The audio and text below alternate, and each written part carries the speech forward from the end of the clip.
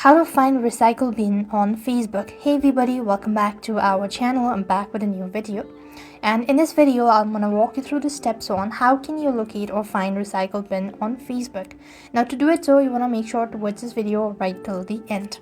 So first thing first, make sure that the Facebook application is completely up to date and then log into your Facebook account. Now once you're logged into your account, you'll be taken to the home page, which is going to look something like this.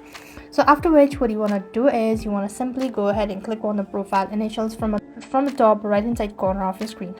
After which, you want to click on the gear icon, and here you want to scroll down right to the bottom, and where you could go ahead and click on, at the bottom you could find activity log. You just want to make sure to tap on it, and once you go ahead and click on it, you could see trash from the top of the page. Go ahead and click that, and then here you'll be able to find all of your trash, or you could find your recycle bin on Facebook.